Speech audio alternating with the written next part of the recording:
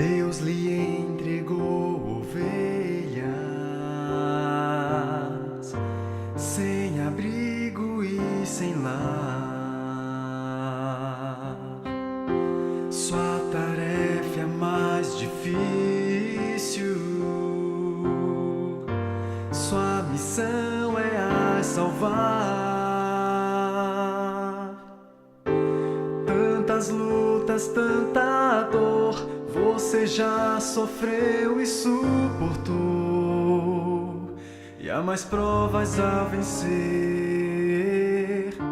Foi por isso que ajoelhei e com Deus eu conversei e orei por você.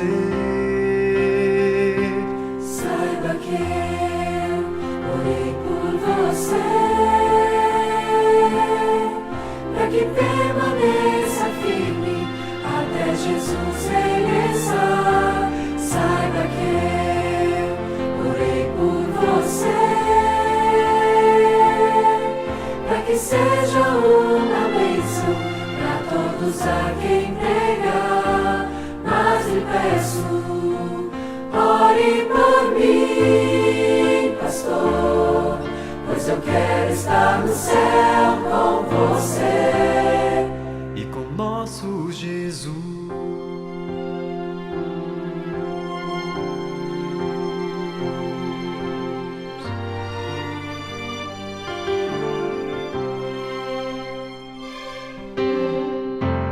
Você esteve ao meu lado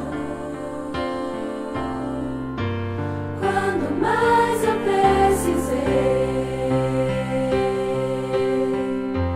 Você não negou um abraço nos momentos que chorei. Saiba que você pra mim é bem mais do que um pastor. É um amigo, é um irmão. Nada vai nos separar, pois você tem seu lugar no meu coração. Saiba que eu orei por você, para que permaneça firme até Jesus regressar. Saiba que eu orei por você, para que seja uma bênção para todos a quem pregar. Mas lhe peço, ore por mim, pastor, pois eu quero estar no céu com você e com nosso Jesus. Não desista do caminho, vale a pena continuar. Vamos caminhar com Cristo até chegar a lá. Saiba que eu orei por você, para que permaneça firme até Jesus regressar. Saiba que eu orei por você, para que seja uma bênção para todos a quem pregar.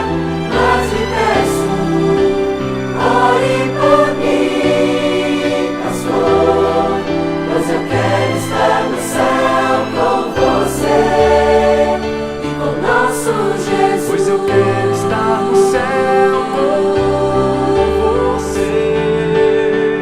Pois eu quero estar no céu com você